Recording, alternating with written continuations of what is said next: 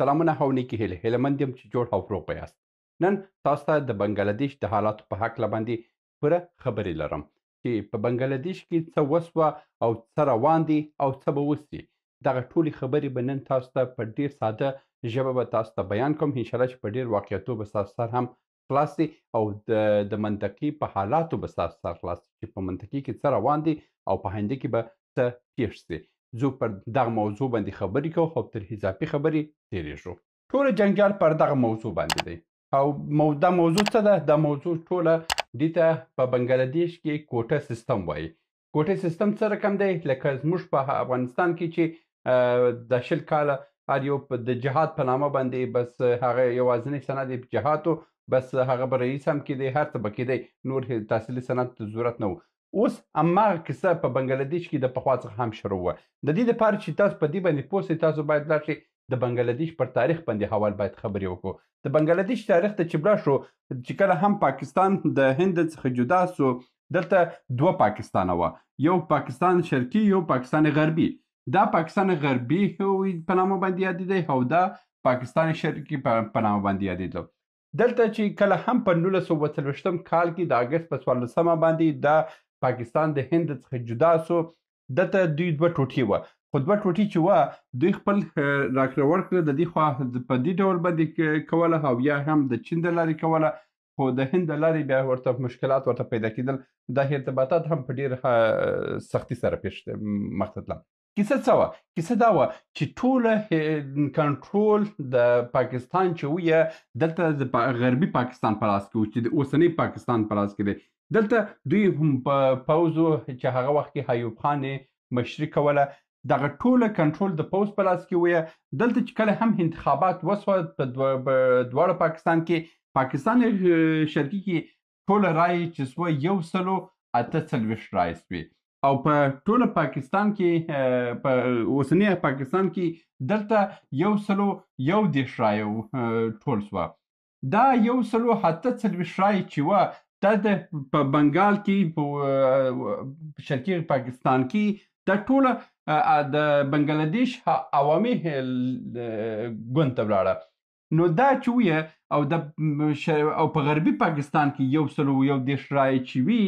دا 111 رایې چې وي دا پر حزبو باندې وویشل سوه چې ډېرې رایې هلته په سند ایالت کې پیپل پارټي وګټلې چې تر 90 پورته مثبت وي هغه رایې. نو دا نور ټوله ګوندونه چې ول 10 رایې 15 رایې خو دا ټوله ویشل سوي وه، مګر په شرقي پاکستان کې 148 رایې هلته د عوامي ګوند ګټلې وه چې مشري یې مجیب الرحمن کوله. البته ګوند ډېر پخوا جوړ سوی، په هند کې جوړ سوی، خو هغه وخت کې مشري چې وه چې کله هم پاکستان جدا سو بیا وروسته مشري یې مجیب الرحمن کوله. د مجیب الرحمن په هکله باندې زه تاسو ته وایم چې مجیب الرحمن څوک دی؟ دا مجیب الرحمن دی. مجیب الرحمن چې کله هم دغه انتخابات یې وګټلو 148 رایې باندې، دلته ایوب خان د اوسني پاکستان د پوځ مشر دا انتخابات لغوه اعلان کړو او دا یې ونه منلو او د دې سره یې وویل چې موږ باید ټوله کنټرول چې دی باید د غربي پاکستان په لاس کې چې اوسنی پاکستان دی. بنګالیانو ورسره نه منل. بنګالیانو ویله چې ټوله د پیسې چې ده، عاید چې دی زموږ د خوا راځي، ځکه چې صادرات حدوداً 58 سلنه چې وه دا د اوسني بنګلادیش څخه صادرات کېده په هغه وخت کې، او د اوسني پاکستان څخه چې وه هغه ډېر کم صادرات کېدل او چې څه پیسې راتله هغه پوځ د ځانه سره وړلی. یعنې د اوسني بنګلادیش ته هېڅ هم نه ورکوله او ډېر ظلمونه هم ورسره کوله. خو وروسته چې پر دغه انتخاباتو باندې جنجال جوړ سو، انتخابات جوړ سو، دا هماغه تصویر دی چې مجیب الرحمن په همدې وخت کې د استقلال اعلان وکړو چې موږ د پاکستان څخه جدا کېږو او موږ خپلواکي غواړو. او د همدغه مجلس وروسته پر پاکستان پوځ باندې حملې شروع سوې او د پاکستان پوځ چې هر ځای نیولو هغه یې وژل او پاکستان خپل پوځونه ورته اضافه واستوله او په بنګلادیش کې ډېر وحشتونه وکړه. تر هغه وایي چې بیا وروسته هند ورسره همکاري وکړه. د پاکستان 90,000 پوځ 90,000 پوځ پتلونونه یې پرتګالي چې ایستلي وه او هغه د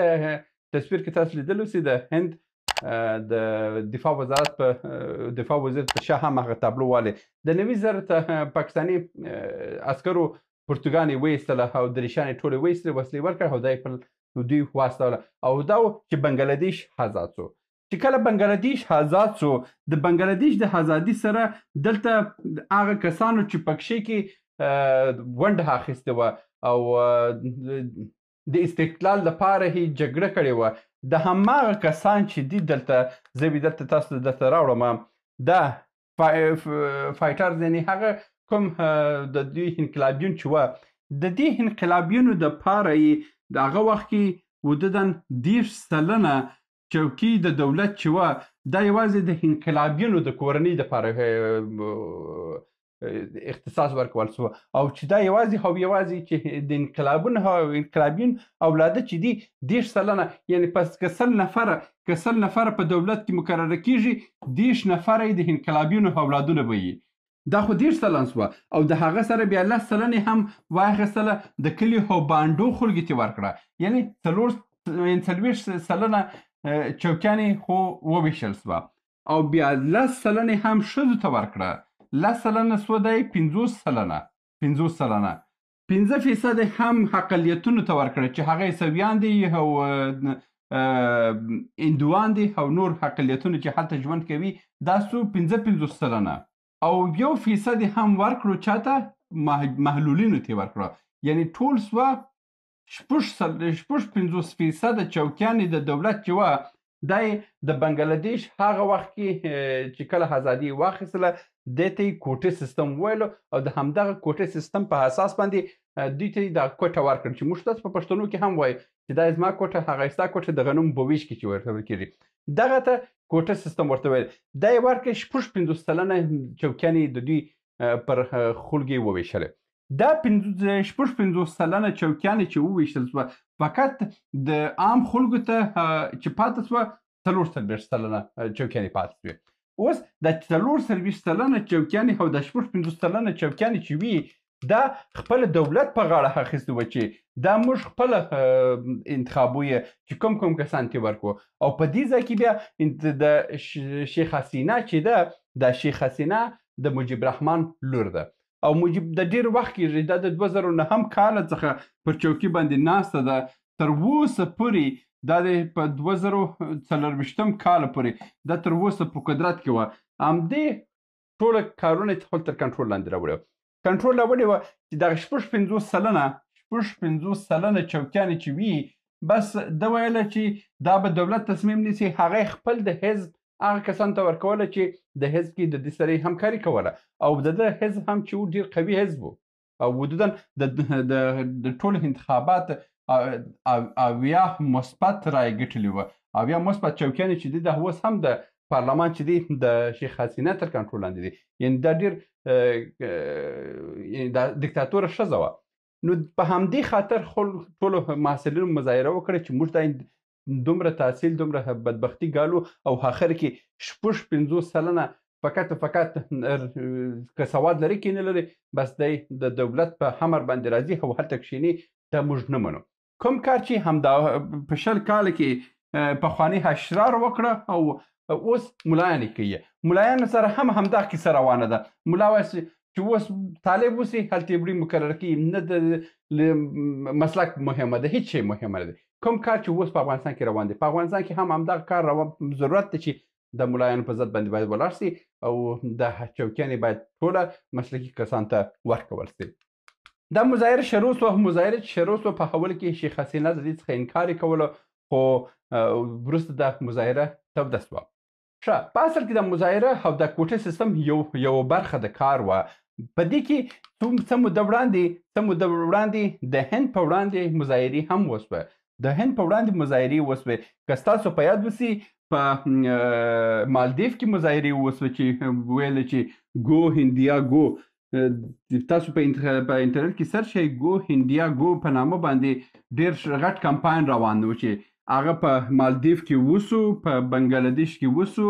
په سریلانکا کې وسو او په نیپال کې وسو په دې څلورو هیوادو کې دا ګو هندیا ګو کمپاین ترسره شو چې د هندوستان پر ضد باندې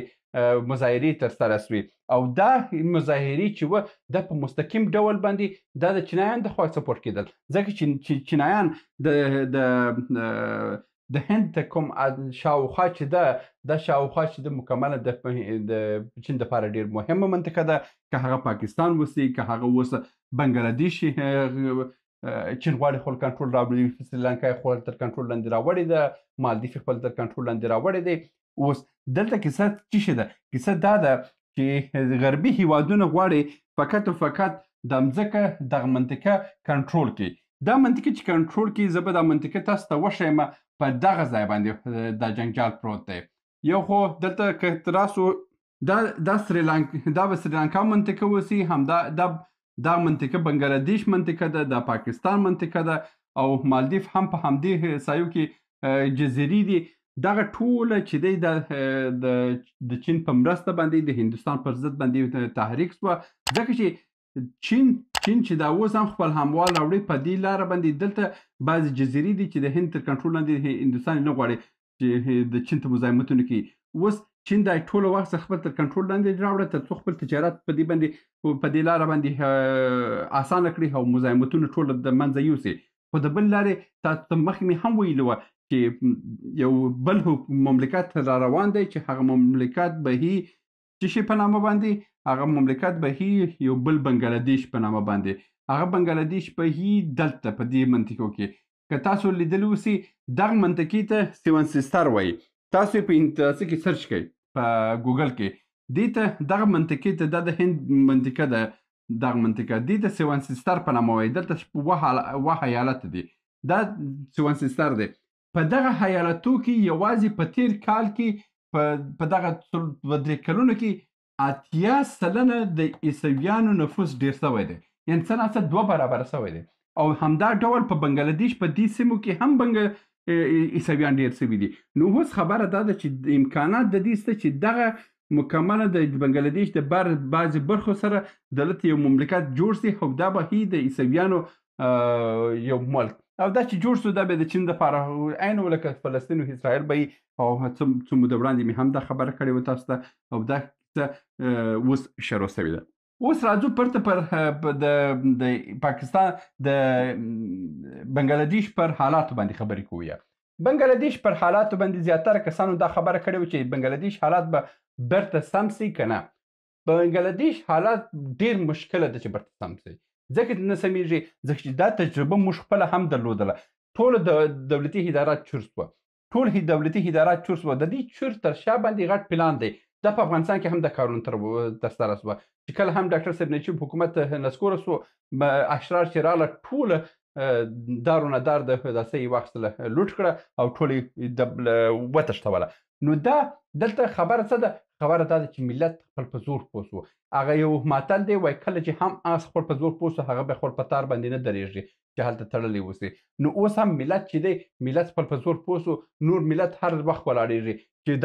دا حکومت مې په کار نه دی دا حکومت مې په کار نه دی دا حکومت په کار نه دی چې کوم ملکو کې حکومت یو ځل هم د ملت په زور باندې چې په سوی دی بیا هغه ښه ورځ یې لیدلې نه ده که هغه راسو عربي هیوادو ته وګوره که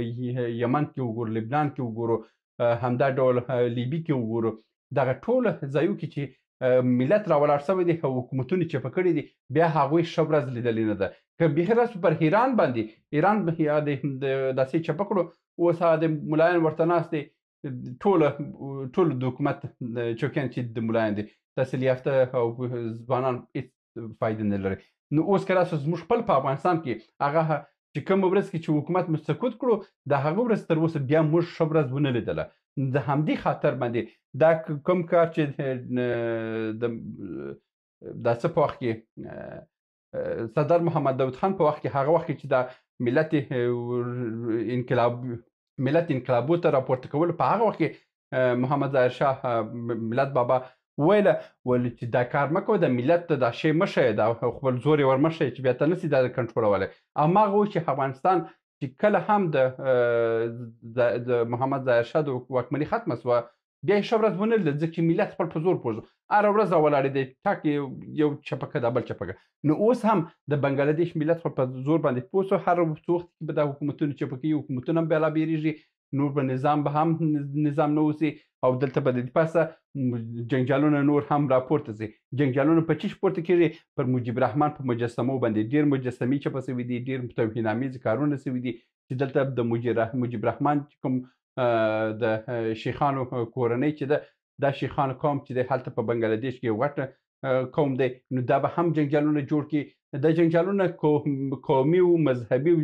بودو ته هم ځي او دا به آهسته آهسته په دغه منطقې کې د ډېر وخته پلان و چې دا منطقه باید ناهم رسي داسې ناهم رسي چې جنګونه پکې کې جوړ سي او دا که جنګونه جوړ سو هم هند ته به سرخوږی جوړوي هم به چین ته جوړوي او هم به د چین تجارتي لارې په هغه منطقې کې بندیږي نو دلته ما تاسو ته مخکې هم ویلي وه چې اصلا یو پلان دا دی چې یا به بسته حکومت مملکت به په دې منطقو کې جوړیږي او یا که مملکت نه جوړیږي نو بیا به دا منطقه داسې په غور باندې ولګیږي چې بس خپله به سره جنګیږي نو اوس دا شروع د کار ده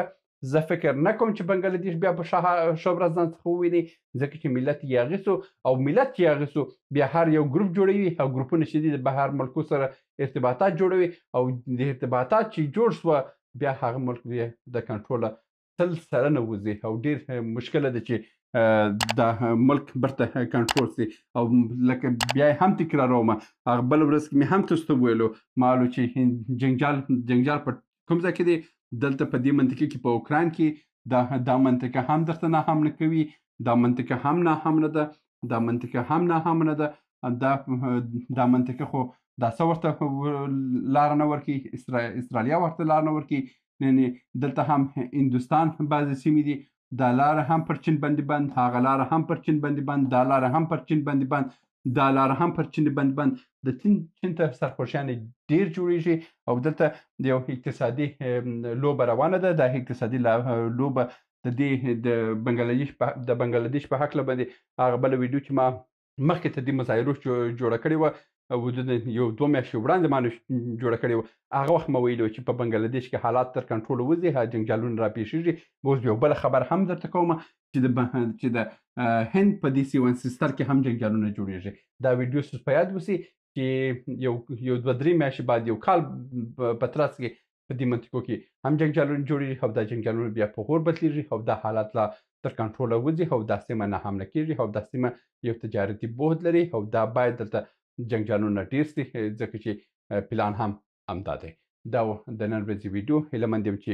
ستاسو سر په دې موضوعاتو باندې خلاص شوي سي چې کیسه څه وه او اصلي پلان څه دی او آینده کې به څه کېږي تر بیا مو په الله سپارم ښې چارې